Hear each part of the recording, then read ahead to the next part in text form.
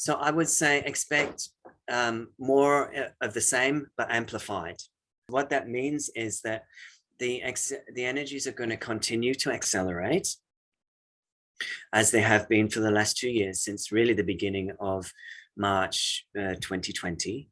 And so that is pushing out the shadow of the collective, that is pushing out our own shadow, that is forcing us to deepen within.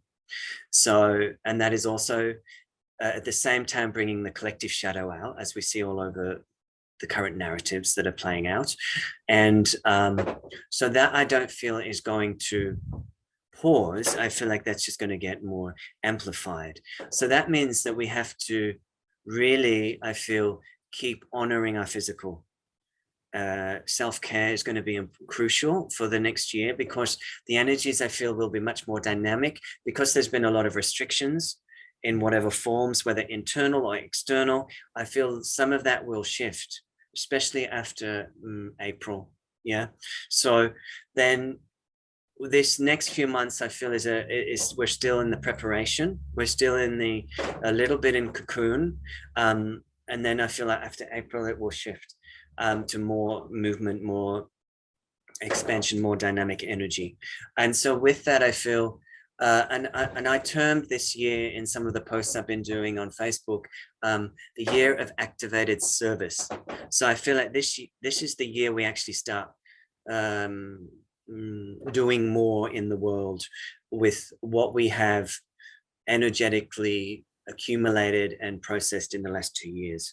So so all in all, I feel a much more dynamic year. It's the year of the tiger in Chinese astrology, so therefore a lot more sort of action orientated. And I feel like the accelerated frequencies are going to really help to dismantle some of the older systems that aren't so longer useful in the world. So that could create a little bit more disturbance in the global context, I feel.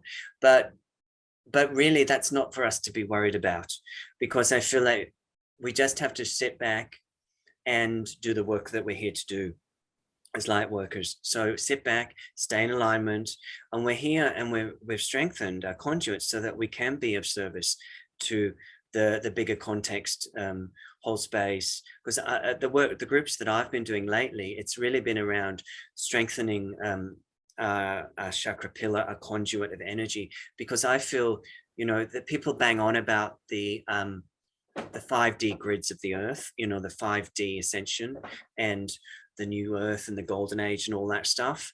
And I feel that we are that.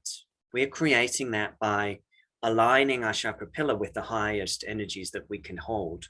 And that's what we've been building to, and that's what we've been anchoring. And as we all kind of light up in our chakra pillars, I feel we are the earth grids of the new age. We are the new earth creation. So it's really about just standing in our light. Be about really honoring your bodily and organic process, because there's going to be fast frequency that's going to want you to do lots of stuff. Yeah. So do that when you can, and when you need to collapse and rest, allow that too. I feel like it's really like our nervous systems have been upgraded a lot to hold the higher energies. But if it's going to keep accelerating, our body needs integrate these higher energies. So I feel to get the most out of the year is to really notice that you can't be on all the time.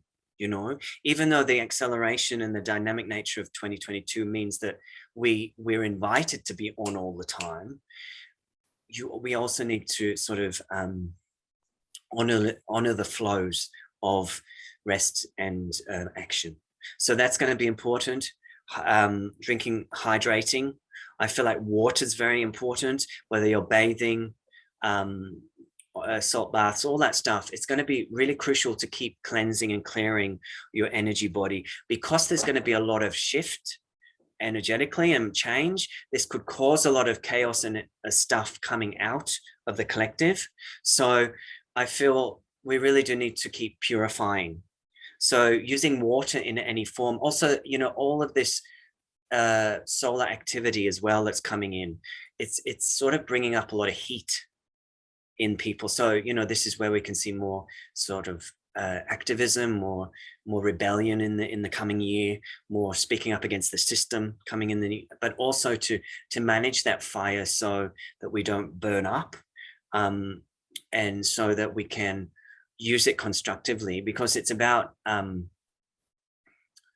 like being a sacred activist, but in a way that is not creating more trouble in the world. So and you'll know how to do that in your own divine way. So I think morning practices are really important, personally, because it sets you up for the day. I'm pretty slack sometimes myself, but I try and do yoga every morning. I try and at least do yoga. I actually have Gaia TV, which I don't know if you know. So it has little yoga segments, and you can do a 15-minute, a 30-minute, or a 45-minute class. And I just feel, because of the somatic bodywork side of my work, I'm a real believer in integrating body, mind, and energy. So I think it's important, with the acceleration and the speed of change and the energy coming in, we have to stay grounded. So spend time in nature, do some yoga or stretching or Pilates for core strength. Pilates is always good for core strength. As I said before, drinking water, purification. If you're a meditator, meditate. If you're not, do some mindfulness practices, walking in nature, whatever suits. I feel like, again, what I'd say with people in my workshops is honor who you are. If something I say doesn't resonate, or you prefer to do something else, tune into your body. It's about listening to yourself. Listen to yourself this next year a bit more. What does my body need? What do I need right now to stay in alignment, in balance, in harmony? Because realistically, that's what we've been asked to do by spirit, is to stay in harmony, even amongst all the frou-frou that might happen, you know. So, you know, and that may change throughout the year. So honor the cycles.